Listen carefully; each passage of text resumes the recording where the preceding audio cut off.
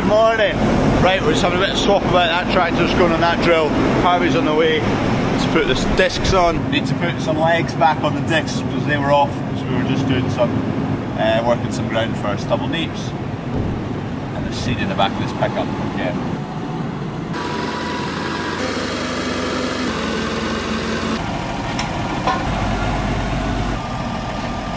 First field of OSR we showed on Monday, Friday today. And that's it already. Taproot's flying down the way. Taproot's about an inch long. I was just having a look to see what stage that's at. OSR is just all about the first 6 weeks, 8 weeks. Right now, it's one, getting it sown in the ground in good nick, which you should be able to do this time of year. 2, slugs. So now it's gone damper, and it is cooler today, but it has been damp and warm. Soil's warm. Slug pressure is main priority right now. Then you've got a flea beetle starting to try and have a go at it. Generally speaking, we don't really spray any insecticides. We've not got the same flea beetle pressure as England does. It helps if you've got really sunny, warm weather and the OSR just grows away from the flea beetle.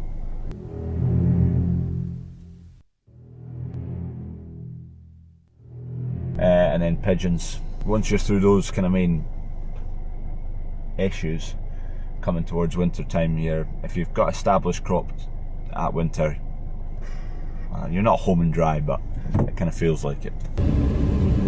Quick load of straw off to Alan Campbell. Ian Murray's shifting it.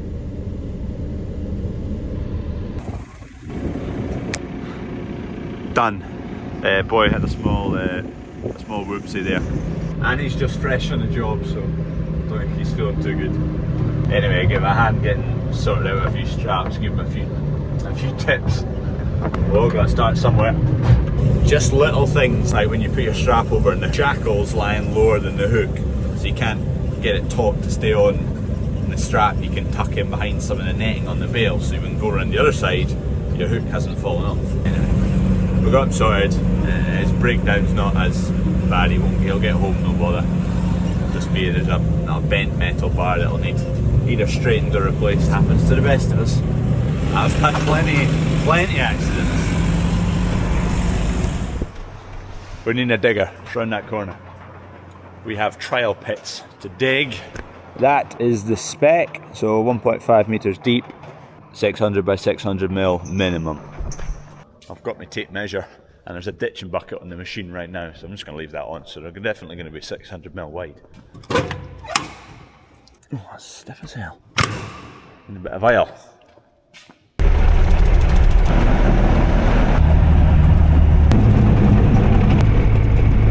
These markers on the edge of the shed, they want a hole basically on this corner, that corner, same on the other side, and then 2 in the middle, so they can analyse the structure of the ground basically. They do that because obviously there's lots of different structures as you move across the countryside, and the spec of how much concrete needs to be in the footings is determined on the structure of the soil round about. Like if this was a big rock bed, your footings would be much smaller than going into soil. It was really sandy ground when you'd need even more concrete or clay. I'm not sure. They're coming at lunchtime today. It's about 10 o'clock just now. Once they've inspected them, just getting them backfilled before they fill in the rain or anything. Now they're pretty sporadic across the map. This corner, yeah.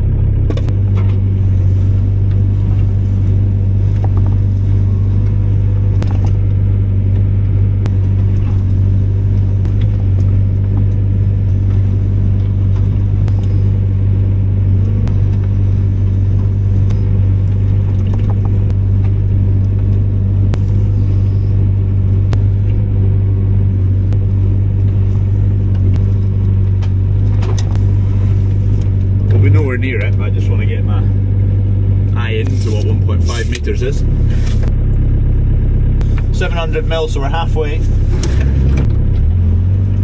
gonna get a bit more room for myself. Last week we've had 50, 60 mil of rain. You wouldn't have a clue. There's a little bit of kind of moisture on this top surface, but that water water table's so low. Just don't drain in there.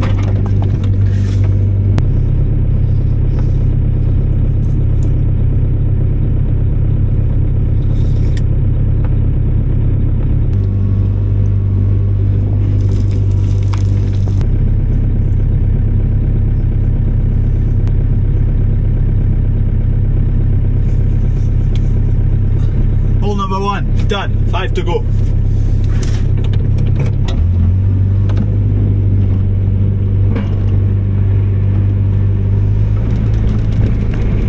Thankfully didn't burst it. I'm pretty sure it'll not be live, but I could do with finding that out. Could be live. There must have been an old fence line down here, and that would be 2 different fields of cows. Interesting. I will ask Dad if he knows what it is, but good chance he'll have not a Scooby. How do I find out if this is live? Question for you, how do you test if a pipe is live without opening it up? There must be some smart way of doing it. Some really simple, smart way, but I don't know it. Anyway, I've only one more hole left to go. Quite interesting here, obviously, topsoil there. I'm no expert in subsoil. In fact, I know hee-haw about subsoil. Dark topsoil on the top there, and then there's kind of 3 different aspects to it. There's this, which has got a bit of sand through it, but you see the brown layer in there. It's about maybe a foot. I'm no expert in subsoil. In fact, I know hee-haw about subsoil. And then you go into another foot of kind of verging on pure sand. This reddy stuff here. I'm no expert in subsoil. In fact, I know hee-haw about subsoil. And then that kind of fades out, and you go more back into, I don't know what you'd call the next stuff. It's got a kind of sandy aspect to it. It probably is still sandy, but it's probably just a little bit more settled version of the sand layer above. Does that make sense? I'm no expert in subsoil. In fact, I know hee-haw about subsoil. A little less sand content. Right, one more hole. The guys, I've just cut it pretty fine. 11:45, gate lady's phoning me, so that probably means the guys are here. Just asking if I'm remembering. I am remembering.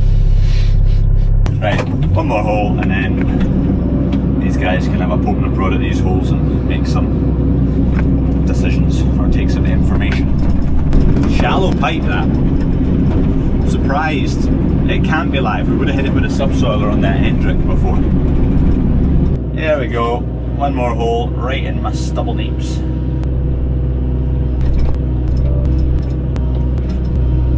Look at those, is that from the plough? See these marks? That's amazing. Panning marks. Look at that. Ploughing marks, another one just here. Clear as day. That'll be 16 inch, it looks smaller than 16 inch.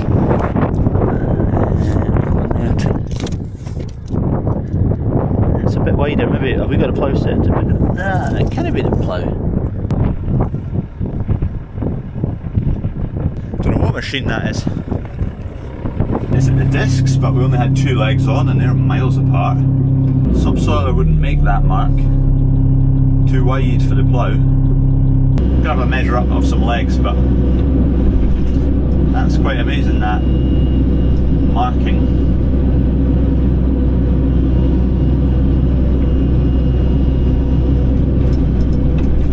That's why you're meant to try and vary the depth of your ploughing kind of year on year.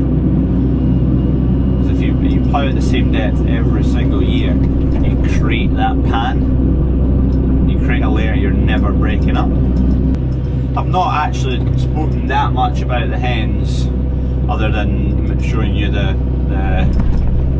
planning committee meeting we had and getting accepted for planning. So I will speak about it a bit more coming, but it's just right now all it is just organising and liaising, and there's nothing physical happening.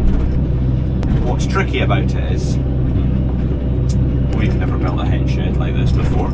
The shed builder we're using, they do 32,000 hen sheds a week, so it's like complete and utterly second nature to them, whereas it's the complete opposite for me.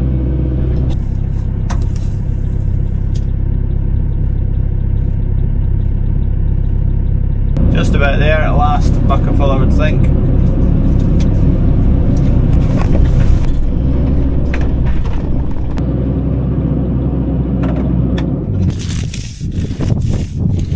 There we go. It's just to be 600mm there, which is no bother. Leave the digger there. I'm just going to, once the guys have been and inspected, I'm going to backfill them all. Tidy it up. Structural boys down there just getting a few pictures and notes, and then I can go and backfill them all. Shed builders, Moorspan, who are building it. They were building the equivalent shed in England. They said it would cost 30% less, just purely based on the structural design loads that are required in Scotland versus England. Cog.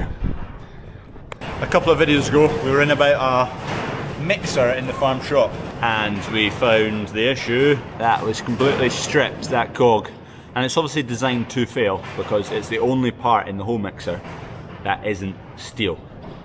So if something goes wrong, this is meant to fail, and it effectively breaks the drive from the drive motor to everything else. New one has arrived, 45 quid that was. Don't know what it'll be made of, some sort of composite. Must be fairly hard wearing anyway, but see if we can get it changed. We need to get that pin out, get it all off, replace the cog, and see what happens after that. See if we can get it back together, that'll be the hardest bit. First things first, let's degrease it.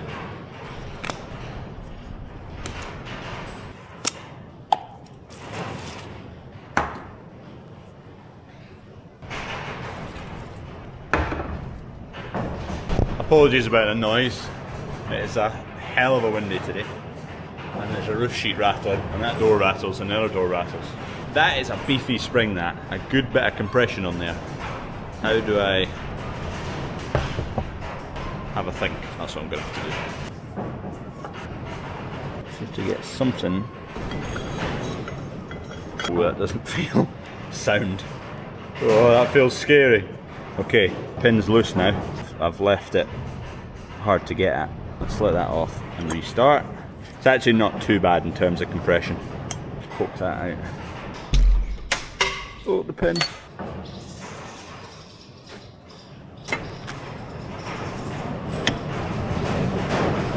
Oh, that's a longer spring than... There we go.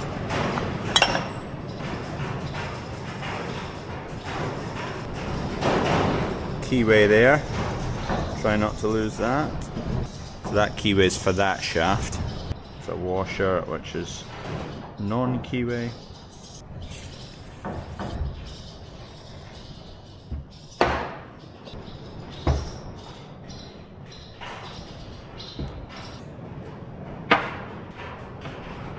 Don't know if you can see that little bit of wear on that keyway.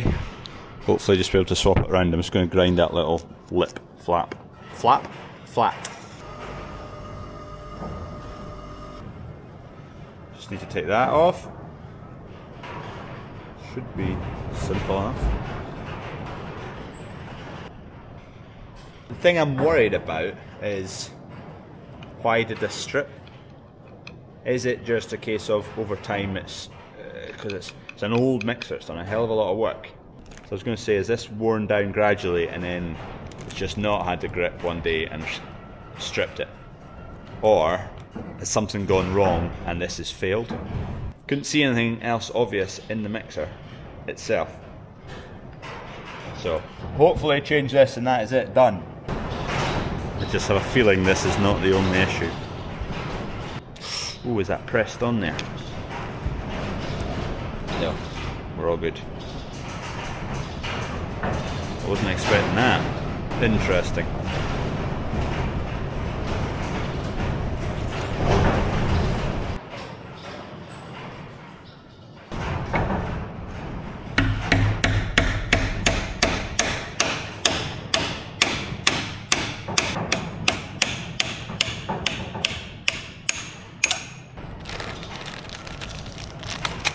That's tight, that's tight. That's too tight.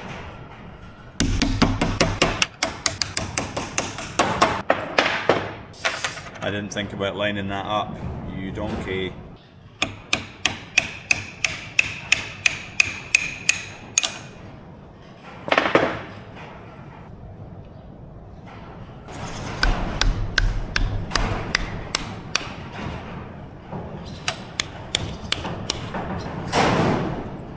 Right, fast forward, this is back together. Done.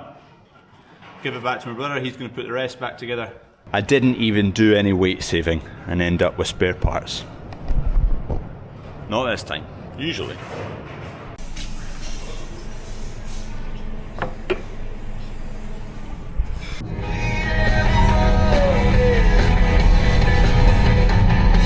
What a lovely morning! Good tune.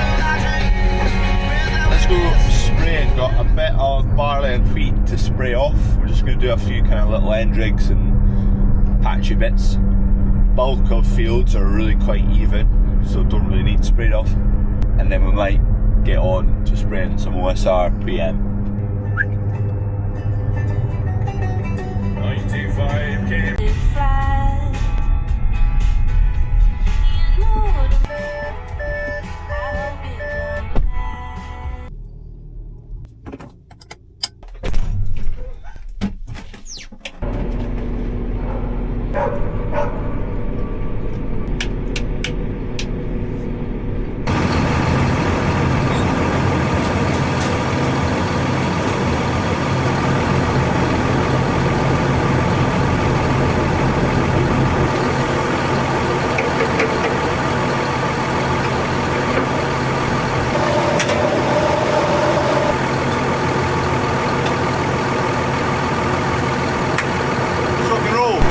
If you look down this tram line coming, the amount of green in there is very minimal.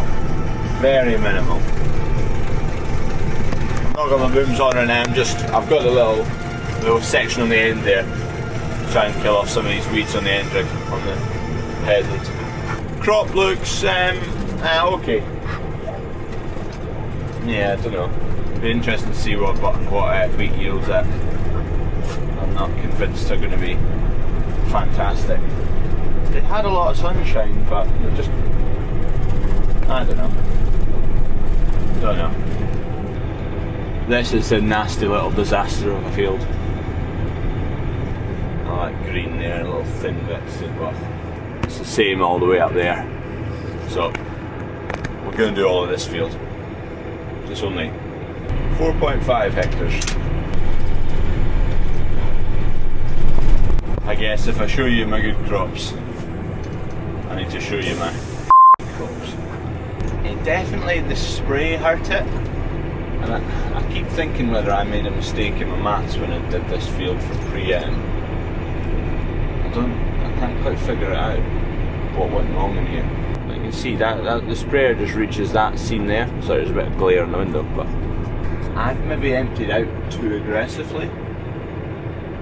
I don't know, but the sprayer's done something to it. I have had a field in the past where I've done that. I made a mistake in my maths and I double rated it. I remember exactly, it was late in the evening, there was a big lot of rain coming and I was kind of chasing my tail to get this done.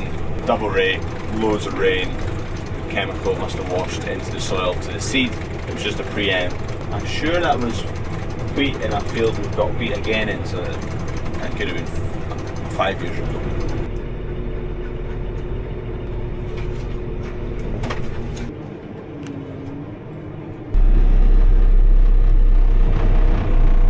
Yard 3 bound, we're off.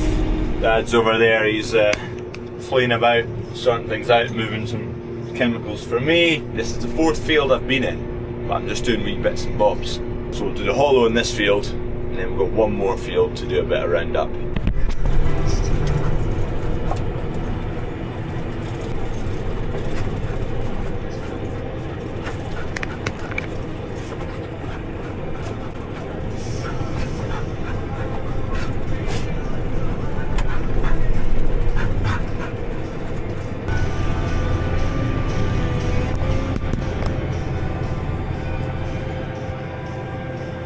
Just spraying this hollow, you can see a lot of the less ripe crop green bits. It's a shame, everything I'm spraying this morning is just all the bad bits.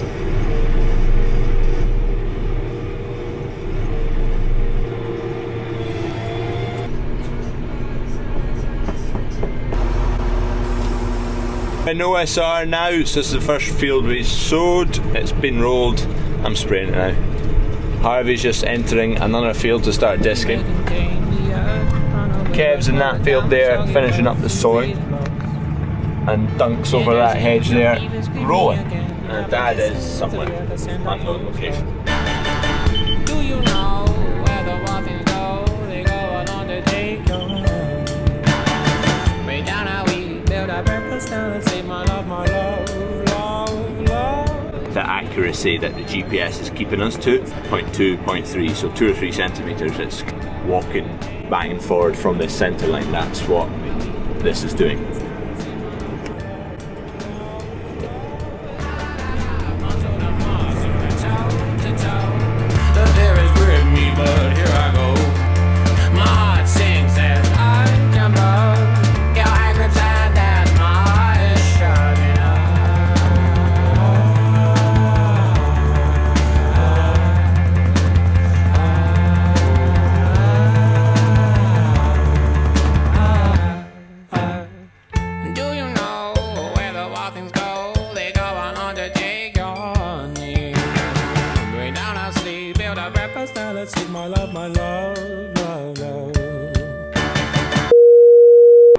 Right, first field done, we're caught up now. Dunk's maybe half an hour till he's out of the next field and I can get it sprayed, which is kind of perfect timing. I'm going to go and jump in the Can-Am. I need to go and feed a few cattle along the road here too. So away and do that. By the time we've done that, we'll have another field and almost another field again to spray. And then the last field we'll get done tomorrow because we won't get it finished sowing until tomorrow. The seagulls, unreal.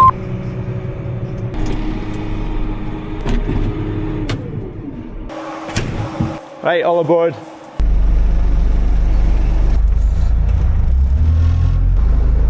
That one's flat out in the middle there. So that one goes up. So, yeah, push it up the way. We've been feeding those cattle and those ones, and we've filled up the feeders down in the field, and we need to fill up the feeders for the ones in that shed, and we are bedding those ones, and I can't go in there because they're too big, and we need to feed them as well. We're now back in the sprayer where the wind got up a bit, so it delayed it a wee bit. It settled down a bit. These two have absolutely flown across this field. Crack. That's all the sowing done. That's all for tomorrow morning once they do the headland here. So they're both needing a bit of diesel as well. Sweet! See you tomorrow. Gate ladies, fence and gate. I've never hung the gate yet. Started this a long while ago and never got back to it. So I best get it done.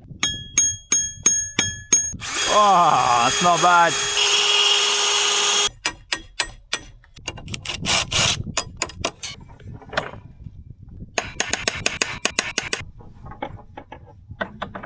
It's not bad, not bad, but if it's not bob on, she will notice immediately. It looks squint from here. It looks squint from everywhere. That is level. It really wants to be higher. It's alright.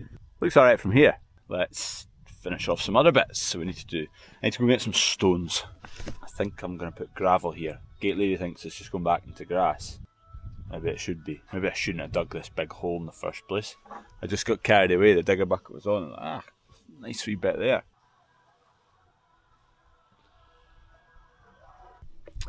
Now we have our gate. I realise I've not got enough stone, but that's okay. We'll do what we can for now. I need a spade. Do you know where the waffles go? They go along the day go. Way down how we build our breakfast down and say my love, love, love. Muscle to muscle, to toe to toe. Can you tell it's our wedding anniversary tomorrow, and I've only remembered that because there's a card came through in the post. Anyway, hopefully that will suffice. I don't know. What's your opinions? Grass down this hill or gravel? And then do we keep this coming up and join onto that patio bit? These cinder blocks need covered up by something. Opinions, what do I do with these blocks? Because they're pretty horrible looking. Is this like an early midlife crisis?